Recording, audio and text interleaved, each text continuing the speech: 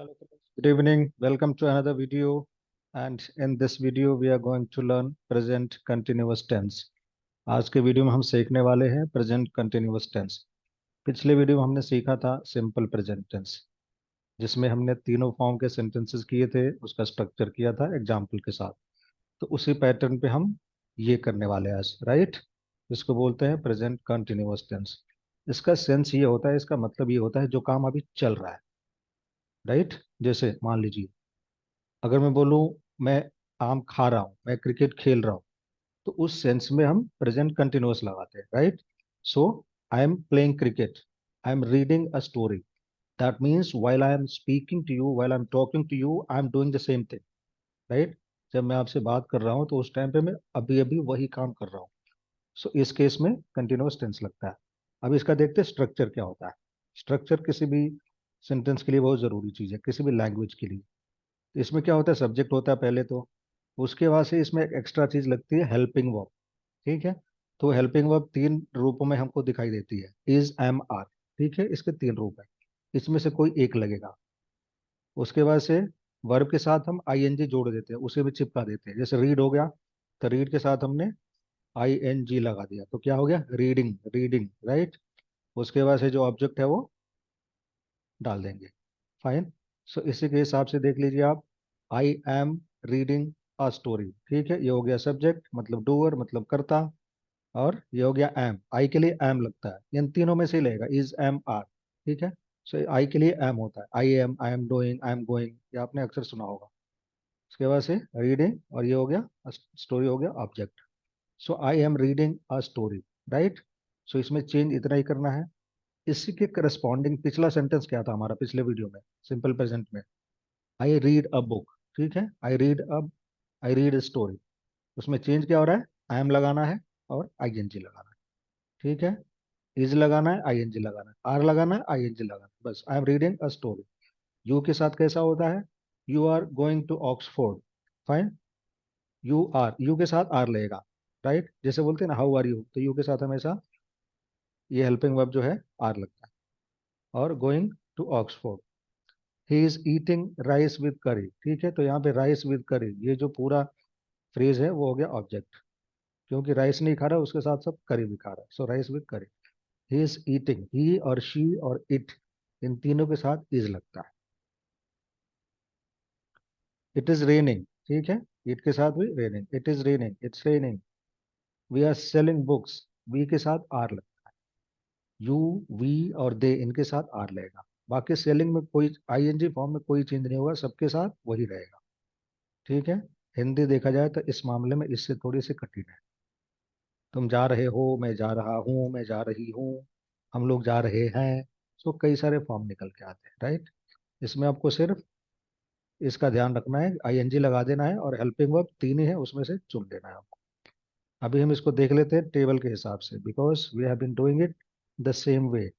ये हमारे हो गए पर्सनल प्रोनाउंस के list, I, you, he, she, it, we and they, ठीक है। जैसा मैं अक्सर बोलता हूँ, इसी में पूरी दुनिया समाहित है।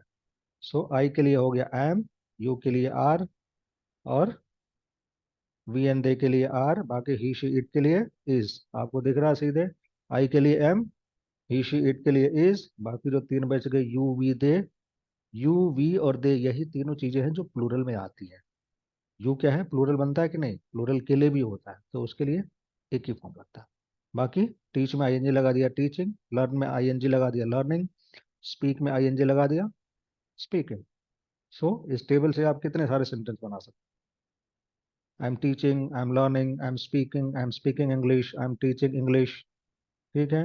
You are teaching English, she is teaching English, they are learning English, they are speaking English, right. Fine, so this is the basic structure. अभी चलते हैं अपन कुछ और एग्जाम्पल पे। जितने सेंटेंसेस हम ज्यादा प्रैक्टिस करेंगे उतना ही हमारे लिए अच्छा है। The more we practice the better it is, the more number of sentences we make the better it is, right. So I am speaking English, you are speaking English, he is speaking English, she is speaking Hindi, nature is the biggest institution, ये example हम कर रहे हैं शुरू से। It is speaking to us in many ways, right. It is speaking to us, मतलब कौन, it किसके लिए आया, नेचर के लिए, it is speaking to us in many ways, कई रूपों में कुदरत हमसे बात कर रही है, ठीक है। Such a nice concept. We are speaking many subjects. Subjects यहाँ पे कुछ जम नहीं रहा है, तो यहाँ पे हम लैंग्वेजेस कर देंगे। We are speaking many languages, right. They are speaking French, ठीक है, फाइन। तो ये हो गया हमारे पॉजिटिव सेंटेंस। अभी अपन चलेंगे नेगेटिव। नेगेटिव सेंस में चेंज क्या होता है। अभी एक चीज का ध्यान रखिए, प्रेजेंट टेंस के जो भी सारे फॉर्म, जो प्रेजेंट टेंस के चार जो पार्ट्स हैं, सिंपल हो गया, कंटिन्यूअस हो गया, परफेक्ट हो गया और परफेक्ट कंटिन्यूअस, इसमें क्या है, चाहे किसी भी इंग्लिश सेंटेंस में आप देख लो, इन जनरल नेगेटिव बनाने के लिए एक हेल्पिंग वर्ब लगता है और क्वेश्चन बनाने के लिए भी एक हेल्पिंग वर्ब लगता है, ठीक है। अब वो कब कौन सा लगता है हमको उसका ध्यान रखना। तो यहाँ पे हम नेगेटिव बना रहे हैं, जैसे उसमें क्या, डू नॉट और डज नॉट लग रहा था सिंपल प्रेजेंट में। इसमें क्या लगेगा, इसमें तो हेल्पिंग वर्ब ऑलरेडी आ गया ना, इज एम आर, तो इसमें अलग से थोड़ी लगेगा, वही रहेगा। हमको सिर्फ नॉट ऐड कर देना है। तो इसका स्ट्रक्चर क्या हो गया, सब्जेक्ट ले लेंगे, इज एम आर में से एक चुन लेंगे जो सही है, जिसके लिए नॉट, नॉट लगा देंगे जो वर्ब है आईएनजी वाला फॉर्म उसके पहले, और उसके बाद से लास्ट में ऑब्जेक्ट, बस इतना ही है। So I am not learning English, I am learning English, I am not learning English, learning not learning, ठीक है। Eating not eating, you are not learning English, he is not learning English. So helping verb के बाद और verb के पहले लगा देना है, बाकी चीजें यथावत रहेगी। She is not learning French, we are not learning music, ठीक है। We are learning music, we are not learning music. ये चेंज नहीं किया हमने, तो आप खुद समझ लीजिए, ठीक है।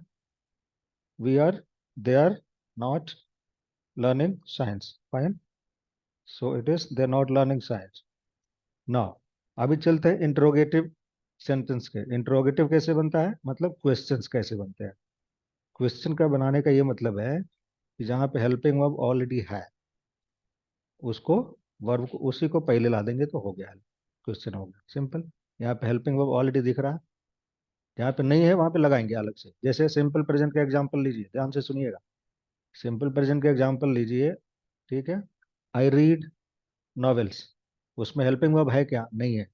तो उसको क्वेश्चन बनाने के लिए एक हेल्पिंग वर्ब की हमको जरूरत पड़ेगी, तो हम क्या लेंगे, डू, क्योंकि वो सिंपल प्रेजेंट है।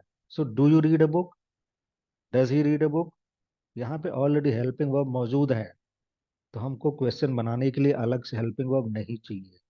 ये helping verb is am are है क्या, बेसिकली टू बी का फॉर्म है, ठीक है, टू बी का कंजुगेशन है।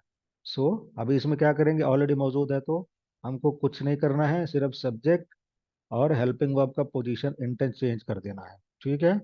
अभी मान लीजिए ये पॉजिटिव में सेंटेंस कैसे होता, ऐसे ही होता ना, I am look, I am, okay, I am looking nervous, okay, you are not learning English, ये सेंटेंस ऐसे ही होता।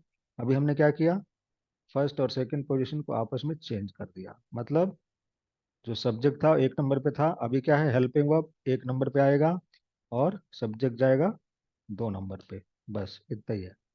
सो एम आई लुकिंग नर्वस, क्या मैं नर्वस दिख रहा हूँ। अब ये लुक जो है ना, इसका भी सेंस समझ लीजिए। लुक मतलब होता है देखना, मगर लुक मतलब दिखना भी होता है। हिंदी में इसके लिए दो वर्ब हैं अलग अलग, देखना और दिखना, ठीक है। अगर आप मुझे देख रहे हैं तो मैं आपसे पूछ सकता हूँ मैं कैसा दिख रहा हूँ, कि तुम मुझे बार बार देख रहे हो, मगर यहाँ पे ये लुक दोनों काम करता है, ठीक है। So am I looking nervous, are you not learning English, क्या तुम इंग्लिश नहीं सीख रहे हो, you are not learning English, so are you not learning English, is he not learning English, is she not coming to the party. Suppose आपने किसी को party में इनवाइट किया and she is not coming, तो किसी से पूछ सकते हैं, she is not coming to the party, so is she not coming to the party. कभी कभी क्या है, हम पॉजिटिव सेंटेंस भी क्वेश्चन के टोन में बोल देते तो काम चल जाता है, ठीक है, बट दैट इज काम चलाओ English, that is not standard, but so we should know the correct form. Are we not going to the, are we not going to Berlin, are we not going to Berlin, are they not launching a satellite, suppose कोई देश है उसके बारे में पूछ रहा है, are they not launching a satellite, क्या वो सैटेलाइट लॉन्च नहीं कर रहे हैं? साथ साथ हमको धीरे धीरे वो कैब भी बढ़ाते चलना है. So that was present continuous tense. अगले लेसन में हम अगला पार्ट करेंगे जिसमें आएगा प्रेजेंट परफेक्ट टेंस. और जिन्होंने पिछले वीडियोस नहीं देखे उनको जाके ज़रूर देखें. जिन लोगों ने चैनल को सब्सक्राइब नहीं किया है ज़रूर करें ताकि अगले वीडियोस उनको तुरंत हासिल हो. ठीक है. So see you in the next session. Till then take care. Bye bye and keep revising, keep learning. That's very important.